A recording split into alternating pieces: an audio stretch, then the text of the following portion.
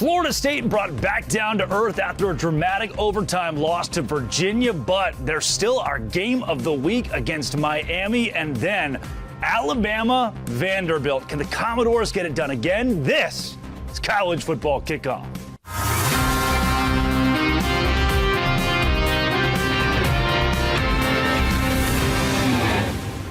Welcome back to Fire TV's College Football Kickoff, presented by Coca-Cola. I'm your host, Drake Toll from Locked On Big 12 and the Savannah Bananas organization, and we're coming in hot from the heart of college football country in Dallas, Texas. On set with me, two legends, 22-time Coach of the Year Gary Patterson and former Tar Heel and Dallas Cowboy Jesse Holley. Every week throughout the season, we'll be breaking down the matchups, the moments, and the madness with expert analysis from across the nation. Look for new episodes every Thursday on your Fire TV and Echo Show devices. This is your all-access pass to the weekend ahead in college football. Let's kick it off. Jesse, the Oregon Ducks. Do we have a new number one team in the country in your mind? We don't. I still do believe that Miami's the best team in the country. Okay. But Oregon definitely went out there and showed themselves worthy of being in that conversation. It's a team that when you look at their coach, they reflect that type of energy. Kind of a madman, kind of a fast-paced guy. But Oregon, a really good football team. Yeah, they are. To go into Penn State, white out, do all the things they did, and then do it the way, because people don't need to forget, they were up 17-0, and then everything, it went into overtime. But, they really got after him for most of the ball game. No doubt. Let's go into more depth on who should be number one and in that top five on this week's Rankings Report. One of the biggest storylines in the Rankings Report this week, Ole Miss jumping 9 spots to number 4. Jesse, they looked legit against LSU. No, absolutely. Coach Kiffin has got those boys rolling. He's found his quarterback and his dual-threat quarterback in Trinidad Chambliss, and that team is explosive. That team is energetic, and I love the way that Coach Kiffin coaches. He gives it to you raw. He gives it to you uncut. He has those guys ready to go and play some expired football right now. Well, we talked about last week. They had Georgia last year, big home game, upset, and then my number one team in my ranking last week was LSU, and it didn't even look like that close of a ball game. No, I don't think it did. If you actually watched it, Ole Miss was able to control LSU and finish the game off. Speaking of those rankings you had last week where LSU was number 1, let's see how it's changed. Coach, what's your top 5? Well, now being able to see Ohio State and Oregon both go on the road. I had Ohio State, then Oregon. Miami, I still think is one of those teams, but they are idle. And then Ole Miss, the way they played, and then A&M. Your lurkers, your lookers, your lovers. Well, my lurkers, even though they right now don't know about the quarterback, but I saw a picture of just a Band-Aid on a hand, so I've got OU in my lurkers. I got Alabama really moving up, Texas Tech. Got to talk from somebody from Texas, Penn State, and LSU. Yeah, I think Texas Tech is a team that most of the country is overlooking. They were dominant defensively against Utah, 34-10. Their win a couple weeks ago. Their defensive line is one of the best in college football. They paid a lot of money for that defensive line, by the way, but they've got a lot of money. The Black Gold out in West Texas has been very kind to the Red Raiders. Let's take a look at who is in and who is out this week. Jesse, they got to win against Florida State. Are we back? Are we in on Virginia, or is this kind of a one-off? I'm an ACC guy, okay. So I'm always going to be pro-ACC, and it wasn't just a win. It was a back-and-forth battle that they went up against Florida State, who many people across the country thought, this is a real serious contender in Florida State for playing in the finals of the college football playoffs. And Chandler Morris and company, they're playing some really good football, and that game gave the country a good feel of what teams outside of Clemson and Florida State, Miami, and the ACC are really about. Well, BYU, you got BYU, Virginia, and Arizona State. They all move. Everybody's starting to see BYU. Maybe it wasn't as showy a win as you wanted to. Sure. And then you had Virginia, but it was because I watched Florida State play. I watched all those games of how people played, and you go, this is like a Bobby Bowden team. And then this happens, then it kind of makes you wonder because of the portal and everything else. If you had too many new people and you had such a great win, and then you think, oh, we're playing Virginia, and it's Virginia. Well, Virginia's not Virginia. They were somebody that could get after you, and it was at home, and then they rushed the field. They looked legit, and I'm glad you brought up BYU. I think them sitting at 23, they're one of the best graded defenses in the country. Jack Kelly is a monster. They struggled early against Colorado, but showed resolve on the road to come back and win that game against Dion and company. BYU could be a player for the rest of the season in the Big 12, and their schedule's fairly easy up until they get Utah here in a couple of weeks. Our game of the week this week, Miami at Florida State. Can the Seminoles get back in the driver's seat? Can Miami prove they're one of truly the best teams in college football? All of that right here for our game of the week. It's the game of the week here on College Football Kickoff, presented by Coca-Cola. Alex Dono of Locked On Canes, Brian Smith of Locked On Seminoles. Let's talk about this week's game of the week. Dono, do you fear going on the road against a Florida State team that needs a get-right game? I don't know if fear is the right word. I would go with the word respect. I've been following this rivalry for long enough to know that Doak Campbell Stadium is a really tough place to play. And an interesting aspect about this, Drake, is it's going to be Miami's first road game of the season. They have not left the friendly confines of Hard Rock Stadium yet.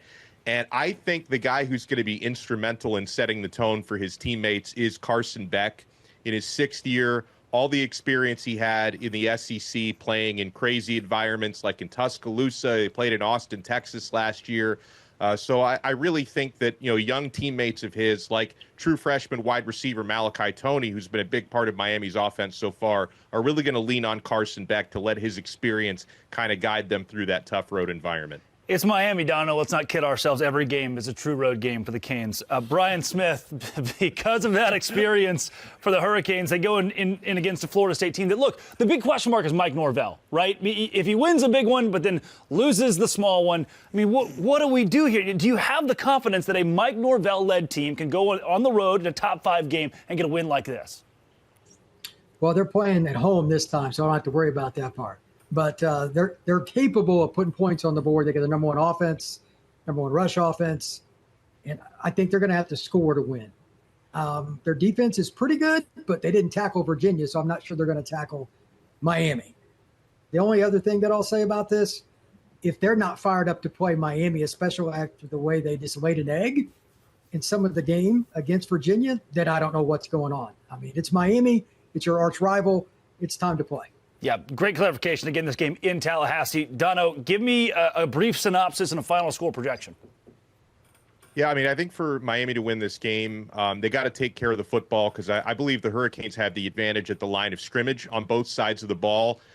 So Miami, if they can set the tone and try to outmuscle Florida State, I think it's probably a Miami victory somewhere in the neighborhood of 31-23. I think a big key for the Hurricanes defensively is to be disciplined against all of the eye candy and misdirection that comes with a Gus Malzahn offense. So I think Miami is going to really have to be sharp and have a lot of gap integrity and discipline and communication in this one. But I think if Miami takes care of the football, I think it's another Miami win and a big tone setter on the road. Brian, your opportunity to push back here. Brief synopsis, final score.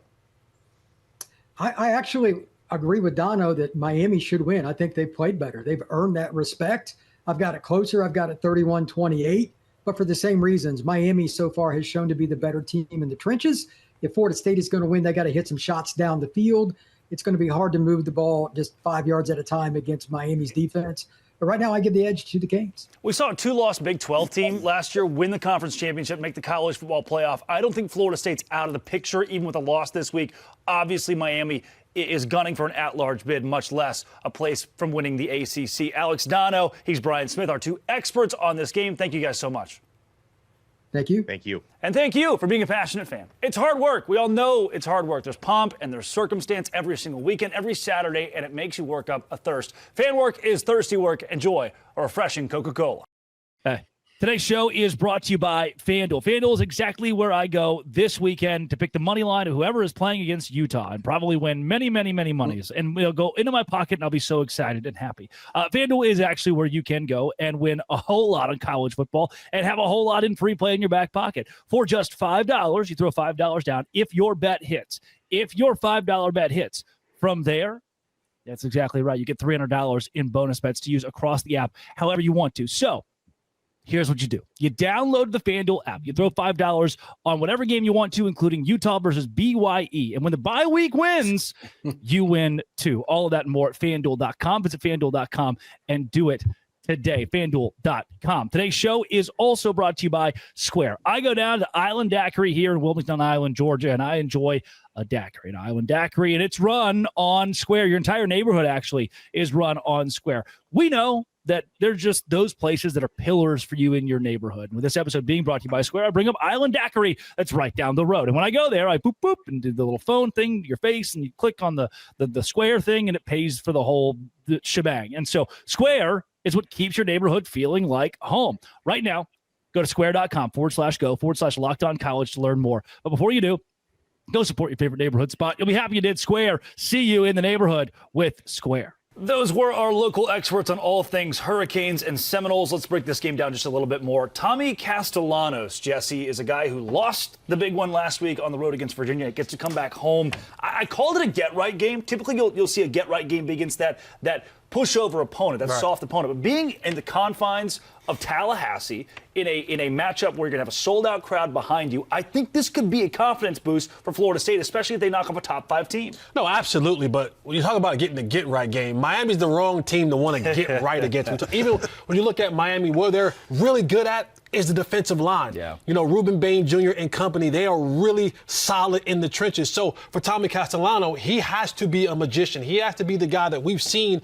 prior to even in the Virginia game, just making all of those plays, because that Miami defensive front is one that is aggressive. They're playmakers, they're strong, they're physical. So I wouldn't say a get-right game, but this is one of those games where Tommy Castellano can put his name out there, up there with the rankings of the Heisman Trophy winners if he can go out there and get a victory against Miami. Yeah, you said it right. And here's the thing. Everybody knows how good Miami is on defense. So if you can go and you can use your feet and you can be successful, and he can do the things he did, and he can do it against Miami. Like anything else, it's kind of like the Ohio State-Texas game.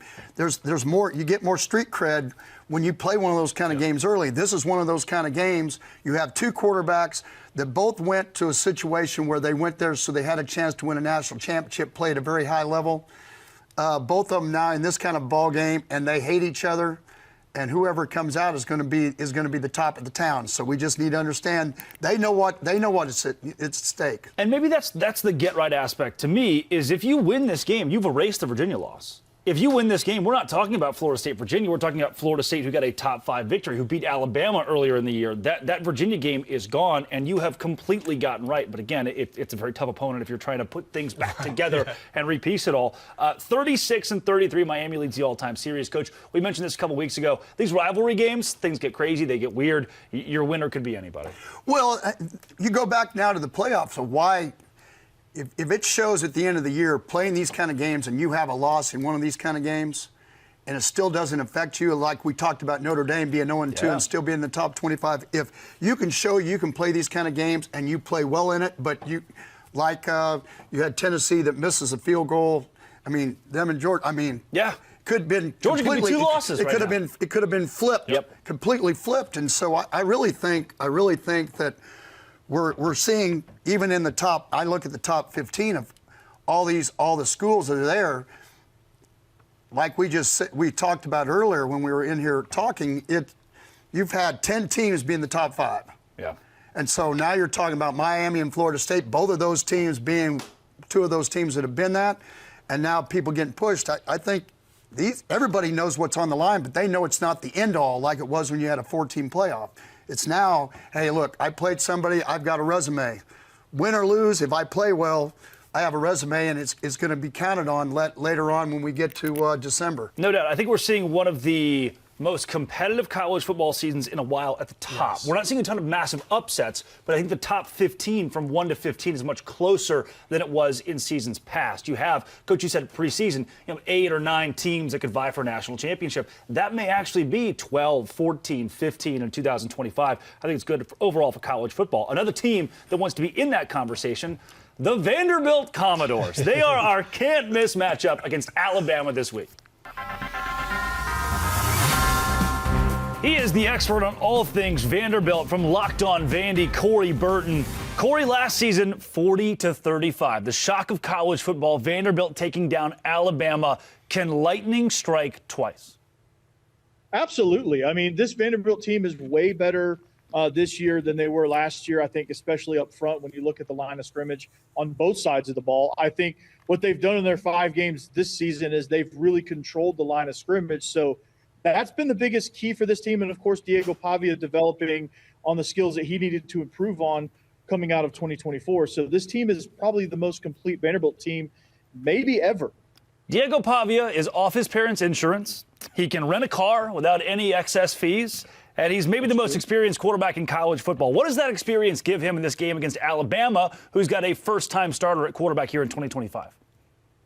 Well, the experience is, from an SEC perspective, he's been through the league 1 year. So that's a ton of experience right there. He's seen a lot of football. He's seen a lot of defenses. He's worked with a lot of talent. And he's got, I think this is his 3rd or 4th year with Jerry Kill and Tim Beck by his side. So he's got a ton of just overall college football experience, SEC experience, and, of course, system knowledge and experience as well that goes with all of that. And the comfort level that you get and the confidence level that you get being that experienced. Corey, give me a quick synopsis and a final score. Quick synopsis. It's going to be a physical game. It's going to come down to who plays the cleanest, who wins the line of scrimmage. If Vanderbilt can control the line of scrimmage, they can control the game and control field position, they will win. If they can run, they will win. Bama struggles, or they have struggled thus far stopping the run, and they've struggled thus far on 3rd down. So I think it's going to be physical at first. The scoring is going to open up a little bit, but I think Vandy's going to win 34-31. You're going to get a last-second field goal or late field goal from Brock Taylor to put them ahead for the final time. And the Vandy fans will storm the field in Tuscaloosa and take those goalposts as well and start a GoFundMe and all of that. Those goalposts are not safe. Yes. Corey Burton, the expert on all things Vanderbilt, thank you very much. Appreciate you guys. You guys do a great job. Thanks, Corey. Coach, we got to start it with you. You were just in Nashville watching Vanderbilt, got a very up-close look at the Clark Lee program. Do you think this is a team that's ready for Alabama, ready to beat them again? Well, for them to win, they have to do what they did last year, 12 of like 18 on 3rd downs, and ran the ball, controlled the clock, did all of it. I really think it comes down to Pavia. One of the things that I was so impressed with, he controls everything as far as call is concerned. He's going to get up there. He's going to check the whole offense. They allow him to do it. The things that are not in their favor, in Alabama's case, is they're not fooling them this time. I think Alabama may be playing at the highest level these last 3 ball games of anybody that I've watched on tape. And so for Vandy to do it, they've got to do just like he said earlier. I think you're going to have to be able to, Corey did, they're going to have to be able to control the line of scrimmage, and some good things are going to have to happen to them. Jesse, transitive property does not work in college football, but it's the weird circle of Florida State losing to Virginia, but beating Alabama, and Alabama beating Georgia. None of it really makes sense to us, and it may not until the very end of the season. How do we judge this Alabama team? Do we still keep that Florida State game in our psyche, or is this the same Alabama that beat Georgia, and that's how we look at them the rest of the season? Listen, sometimes it's what have you done for me lately? And lately, the Alabama football team beat Georgia, right? And so the thing is, when you look at this as a whole, Alabama wants his lick back, right? You lose to that team last year with your hopes on the line.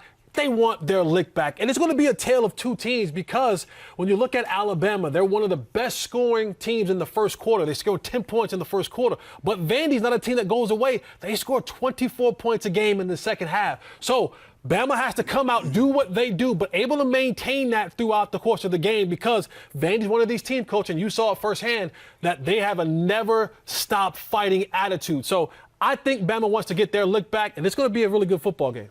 Well, that's what I told Coach Lee. They were on the sidelines and they were frustrated last week because Utah State, and it was 55-35, and they gave up some big plays. And I said, wouldn't you rather be all these things went wrong right now? Yeah.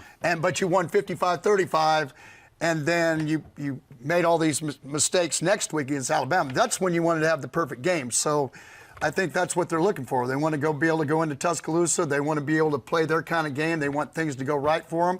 And I think they'll be more focused. No matter what anybody said, they just came off of Virginia Tech, and they came off of playing South Carolina. They won both those games on the road, right? Nobody felt like, I don't think they were favored in either one of them. And they dominated South Carolina. And so then you played a Utah State. You're not going to play like that every day. And so I think you're going to get a great ball game. I think you got two good teams that come after each other. Even though I'm, Jerry Kill, Vandy, all of it, I right now I kind of lean a little bit towards Roll Tide. Shocking, Jesse. Yeah. Between Vanderbilt and Alabama, our analyst said Alabama has an advantage. I said I just leaned a little. I didn't jump in the back seat. Look, and credit to Vanderbilt. Any other year, we might not even have this game on the sheet of paper right here as a talking point. It's awesome. We're going to see a top now 20 matchup between Vanderbilt and Alabama in Tuscaloosa this weekend. We have kept you long enough without telling you how to win money. It's time for our lock of the day here on College Football Kickoff. Thanks, Drake. After another wild week in college football, it's time for another lock of the week. Open it, open it, open it. Lee has the key to the lock of the day. This Saturday, we head to the Lone Star State Big 12 battle. Texas Tech, an 11.5-point favorite at Houston. Both teams are at 4-0. Lee, what do you like in this one? Well, NIL, money spent, is very important to this game. Texas Tech, number 2 in the country, just behind Texas. In fact, top 6 schools, only 1 combined loss. Why? Texas and Ohio State played each other. Texas Tech, right now, their best win was against Utah, 34-10 in Salt Lake City. And if you're saying, well, it was turnovers. Nope. They dominated play. They had a 484 to 263 total yard advantage, and they played more than half of the game with a backup quarterback. Houston's best win, Colorado. That's right, 2-3 Colorado, with wins only Delaware and Wyoming.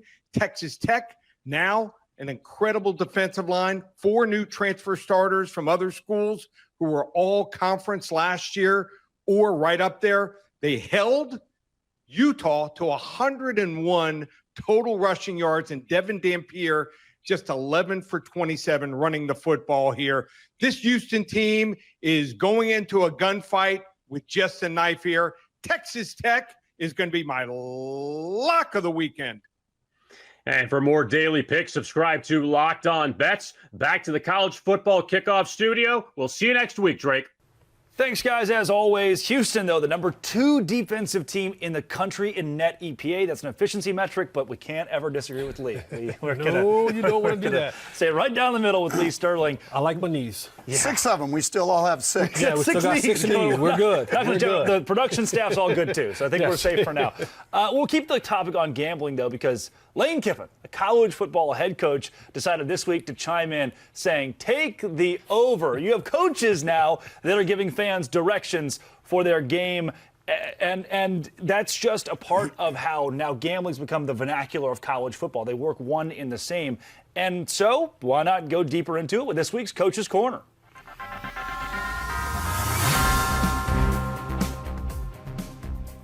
I learned a long time ago when I first became a head coach. In my first 7 or 8 years, people would say to me at the end of the season, Coach, you covered the spread. And, I was a young head coach. All I cared about was winning. I didn't even think about it until we went to the Rose Bowl in 2010, and Wisconsin, which we played at TCU, was scoring like 70 points, I think, on their last 6 or 7 opponents. And then somebody brought my attention. They said the spread, and they said it was -2 TCU, that we were favored in the ball game. And I'm like, have you guys lost your mind? We're in the Mountain West Conference. It's the first time anybody's been allowed outside of the Big Ten or the Pac-12 to play in the Rose Bowl, and you're saying that we're favored. Well, we ended up winning 21-19. So then from that point on, I started paying attention to them. And to be honest with you, whether the line was large for us or against us, especially when it was for us, I would always talk to my teams about, hey, look, if you don't play well, you know what I'm going to say. What are you guys all on the take? Is this what's going to happen? You guys didn't have to play very well. But you need to understand, I would pay attention to the line, especially when it got to Wednesday, Thursday, or Fridays, for the simple reason that if that line went from 1 to 4 or it went to a plus, then you start saying, well, who do they know? What do they know that's going to really make a difference? Somebody's not playing. There's an injury thing that we don't know about.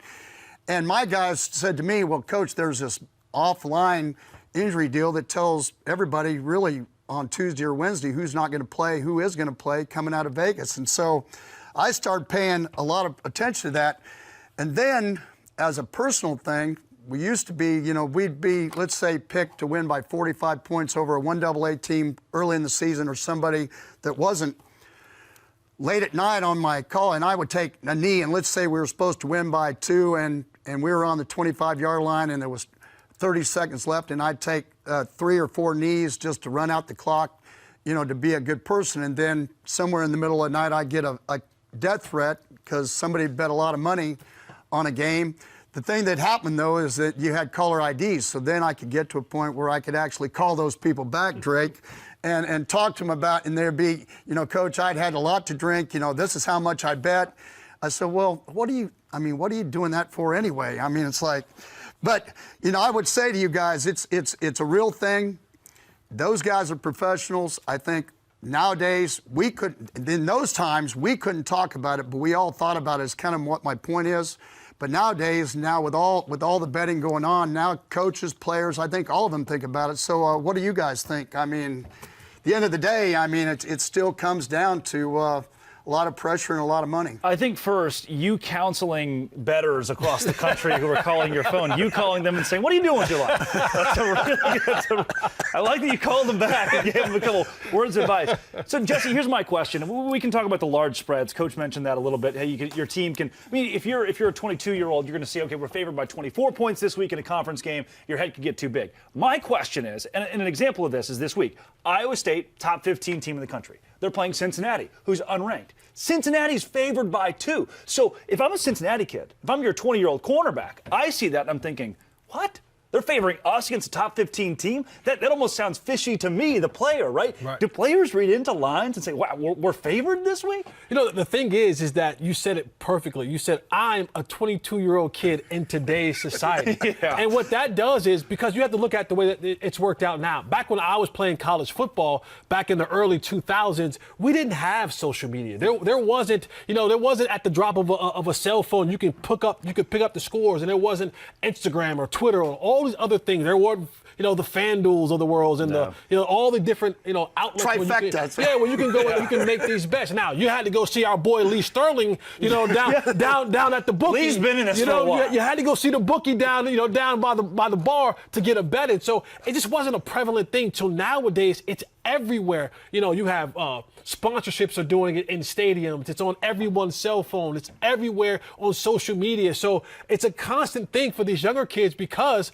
people never let you forget it. As long as you're on social media, you're going to see the way that people are betting in these games. So I think they are more mindful now than ever. So the big spreads this week, whether it's Kentucky at Georgia, the Dogs are favored by 20.5. It's this Ohio State versus Minnesota game, or UCLA and Penn State.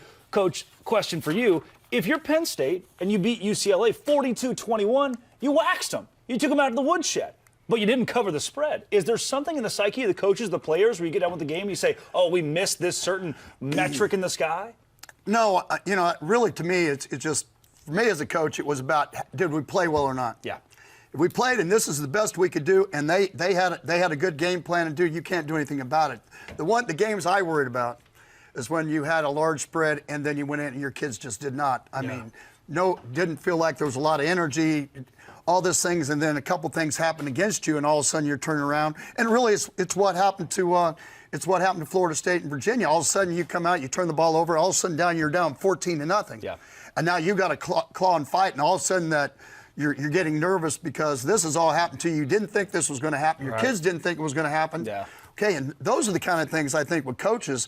I think once we get before the game, all of it, think about it. Once that ball gets kicked off, you don't think about those kind of things anymore. I mean, at the end of the game, I'm more worried about that I didn't embarrass the coach across the field than I was about whether a guy won. Cover the spread. Yeah, exactly. So, and the other side of this, and we'll end it here, is if you're in Florida State's spot last week where you're only 6-point favorite, I think you look around the locker room and go, we're only 6-point favorites? Are we worried? What do you mean only 6-point favorites against Virginia? And then that starts crawling in the psyche that, wait a second. I think from a player's perspective, you don't really think about that. Like, you know that there's an opponent that you have to go and face. Yeah. And football players sometimes are just built a little bit differently. Like you're kind of insulated in this bubble and you're only looking at the next game. And you're saying, I don't care what the point spread says. I don't care what we're favored in. That we gotta go play this football team. And a lot of it, when you pop on the tape and you watch the film, you can sit there and say, this is a good football team, and if we don't bring our A game, they're gonna beat us. And I think the spread is, again, it's an outside thing that happens to filter inside just because of the way that social media works nowadays. Yeah. The other thing, Drake, that I had to start doing is I had to start talking about them. I was telling them, and I use this as a joke. A couple big, not so good-looking offensive linemen, and so, two of the prettiest girls that ever came up and started talking to them out of nowhere, right? And then they'd say, "Well, who's going to play this week? Who's injured? What's going on?" And they're like, "You know what? These girls are talking to me." Yeah, well, there's a reason why they're talking to you, and it wasn't. And that was the joke all the time. It really wasn't because they really liked you. They're going to get paid on the other end if they came up with some information. Was the quarterback? Their Uncle Lee Sterling. Pillow talking. He's trying to get a little information. Well, here it is. Yep.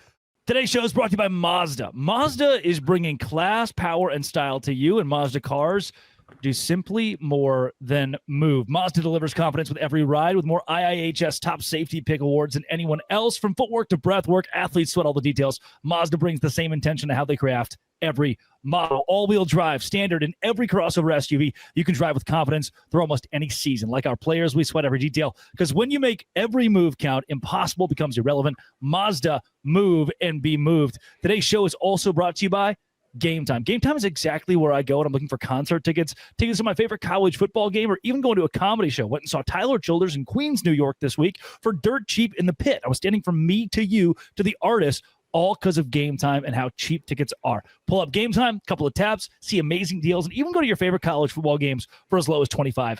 I love the zone deals. Pick a section, Game Time picks the seats, you save big. Take the guesswork out of buying college football tickets with Game Time. Use code LOCKEDONCollege for $20 off your first purchase. Terms apply again. Promo code LOCKEDONCollege for $20 off. Swipe, tap, ticket, go. Download Game Time and do it today. It's Game Time. So, to me, a piece of this, these large spreads, take me to the 12-team college football playoffs. This is our topic of the week this week. We talk about the 12-team format and kind of how you build your schedule with large spreads and teams you can beat. So we heard from Kalani Sitake, the head coach at BYU this offseason. He said at Big 12 Media Days that every team in the Big 12 should play 3 games out of conference against teams from the ACC, the Big 10, and the SEC. Here's my question, though, Jesse. If your non-conference schedule features, let's say, Louisville, Ohio State, and then, I don't know, Indiana. 3 decent teams, right? And you go 9-3, you might miss the college football playoff. But if you go non-conference against Samford, Georgia State, and South Alabama, and you're 12-0, do you miss the college football playoff? No, I don't think so. When you look at like SEC schools, right? And here's the reason why. It's because, I may go out and I may play 3 top contenders if I'm BYU or one of those other outside schools, but my in-conference games are not that tough. It's teams like the SEC where every single week it is a battle. Like you look at A&M's schedule coming up here, like they're playing top 10 teams every single week. And that right there is just to me, it shows that you can go through the fire against top-level competition and come out a little bit unscathed. To go win 3 games opposed to going to win 9, 8, 9, or 10 games within conference like that to me holds a little bit more weight than the outside. So Coach, that's what the question is for me. Why would you schedule tough teams out of conference if you lose and you're penalized, or you can just add a win to your win total? So I always had to had 4 athletic directors. Yeah. And our deal was we'd always play what we call a slide game where we weren't going to be picked to win. Like we'd play Ohio State, somebody like that, because number one, you wanted to find out what kind of team you had. Yeah. So then we would play a 50-50 game. Somebody that people thought we should win, could go either way, or one you should win. Those were your 3 non-conference games. But you always wanted to play one so that if, like the year we went to the Rose Bowl, and even when we went to the Fiesta Bowl, we played Virginia and Clemson on the road and won both of them, which was tough, especially they were wearing all orange, which they don't do very often in Clemson. Yeah. And then we played Oregon State back when they had the Rogers brothers, and you had a really good Oregon State team come to town. We played them the first game of the season, but I think you got to be able to prove to people, just like you do that you played somebody in the non-conference besides, especially when I was in the Mountain West Conference. Yeah. And that's basically in some ways, that's what I think Sitake, he's talking about. He's talking about you got to be able to show when they look at a resume, you better at least have one of those games on your deal, because I think you can lose one. You go 11-1. Okay, you lose like we would always play. We played Oklahoma as our stretch game. Always. In 2005 we beat them. In 2008 we didn't beat them, but we still went 11-2. We started setting the stage, because then you go 11-2 the next year, and 9. You go 11-2, 12-1, 13-0, and then we go to the Rose Bowl. We went 36-3. So you played somebody like that every year. Yeah. I think you have to play a stretch game to be able to prove to people that this is the kind of football team that we have. And also, when you add to that, you don't want to have these teams enter in the college football playoffs and get dog walked. Like, that's just not good for TV. Sure. So if these teams are winning these games, in conference, they're 9 games that they won in conference, and they kind of played, the out-of-conference games so-so.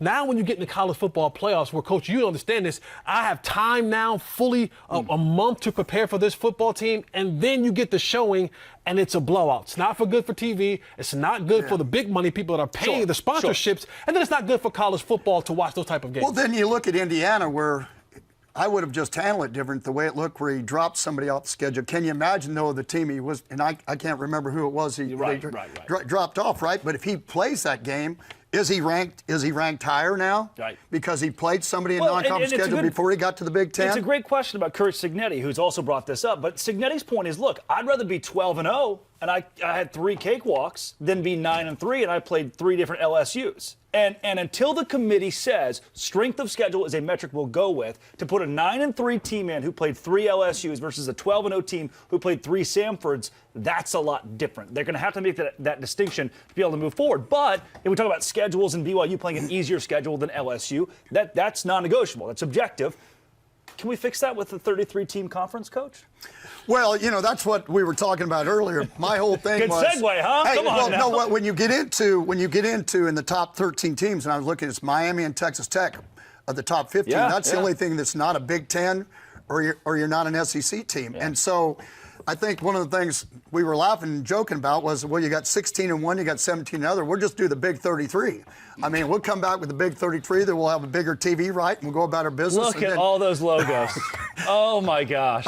Hey, that's what I'm talking about right there. That's a color coordinated whole top of group. And you could you imagine trying to say, well, who exactly is at the top of the standings? Of the Big 33. Oh, yeah. I don't even know where we start. Would you go east and west? Would you go north and south? I mean, how would you do this? You got to regionalize it somehow, right? Yeah. And this is a wild hypothetical. Here's the weird part, though. I do think that, and we've heard a lot in the offseason, North Carolina, Miami, Clemson, Florida State are lobbying better positioning in a different conference, likely the Big Ten, possibly the SEC, because those 2 leagues are making $20 million more per team per year than schools are being paid by their TV contracts in the ACC or the Big 12. So I think we're going to see a very different ACC come 2030, 2031 as these TV contracts start to run out and become restructured. That's when I do think you'll likely see the ACC and the Big 12 say, look, we either work together or we die in college football. But right now, the ACC, I think they're 2-5 this year against the Big 12. It's a conference that's trying to get back into the national spotlight without their powerhouses like Clemson or Florida State. They need Louisville to be really good. They need SMU to be really solid, and they've ebbed and flowed. Let's get into a couple of those games that come from the Big 12 and maybe an ACC team or two, as we've already talked about Miami and Florida State. It's time for our playoff playbook.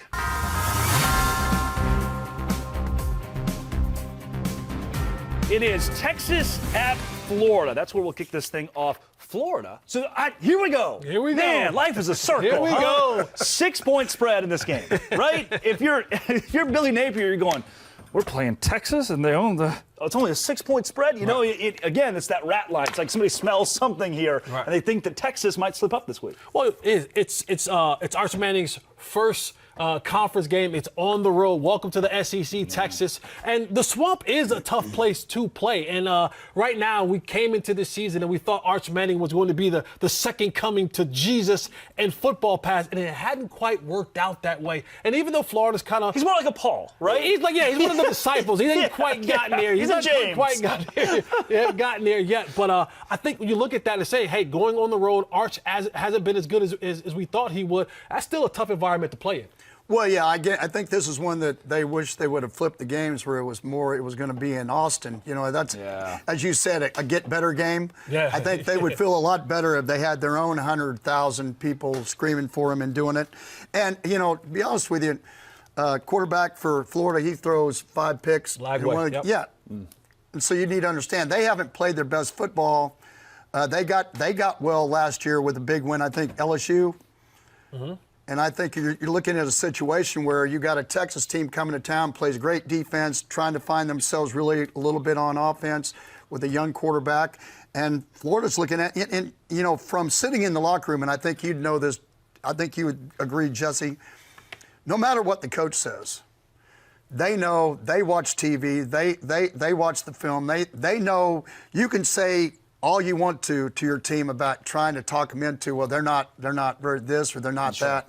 But at the end of the day, the kids know. You can't fool a 6-year-old. You're not going to fool a 22-year-old. And so they know. And this, in some ways, the 6 point, all of that kind of gives, I think, Florida a little bit of confidence because you know you haven't played your best football. You know you're athletic enough on defense to go get after them. And so I think this is going to be an interesting one. Vegas believes in Florida. I mean, if I'm a 22-year-old cornerback, like Vegas believes in us. Desperate team right there in Florida. So, you know, Vegas might look at that and go, they may just throw everything at this Texas football team. They need it. Iowa State at Cincinnati. I don't think either of these teams are desperate right now. I think they both have looked really efficient, namely Iowa State, but they are underdogs on the road. Jeff Carr of Locked On Bearcats. Will Cincinnati get it done? The Cincinnati Bearcats are going to beat the Iowa State Cyclones this Saturday because of their offensive line and because of Brendan Sorsby. Brendan Sorsby had a breakout performance in their win over Kansas this past week, where it seemed as though Jalen Daniels was making play after play, and Brendan Sorsby answered every single time. He orchestrated multiple long drives, and he orchestrated the most clutch drive of the game with 1:45 left in regulation.